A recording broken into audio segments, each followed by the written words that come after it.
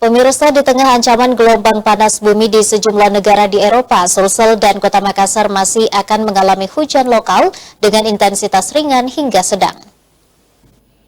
Ancaman gelombang panas menghantui sejumlah negara di benua Eropa. Meski demikian, Badan Meteorologi, Klimatologi, dan Geofisika atau BMKG wilayah 4 Makassar memperkirakan potensi cuaca yang akan terjadi di wilayah Sulawesi Selatan khususnya Kota Makassar.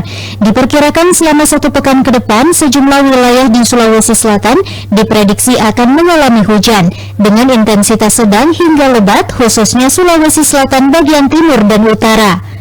Untuk Kota Makassar sendiri, Sultan selaku prakirawan BMKG mengatakan bahwa cuaca di Kota Makassar pada umumnya cerah berawan dan beberapa wilayah mengalami hujan lokal dengan intensitas ringan hingga sedang.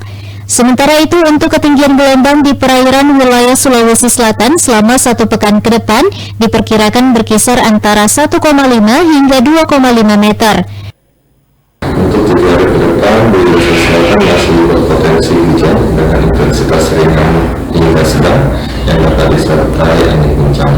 Khususnya untuk wilayah Sulawesi Selatan bagian utara yaitu Hulu Utara, Hulu Timur, Palopo, Tanah Toba, dan Toraja Utara. Begitu untuk wilayah pesisir bagian pesisir bagian timur Sulawesi Selatan.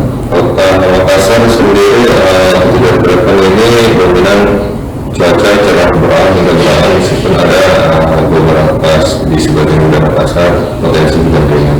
Bagi Anda yang ingin beraktivitas di luar ruangan, terutama di wilayah perairan, Sultan mengimbau warga untuk selalu waspada dengan potensi cuaca yang akan terjadi dan ketinggian gelombang. Fitri Harunisa, Celebes TV.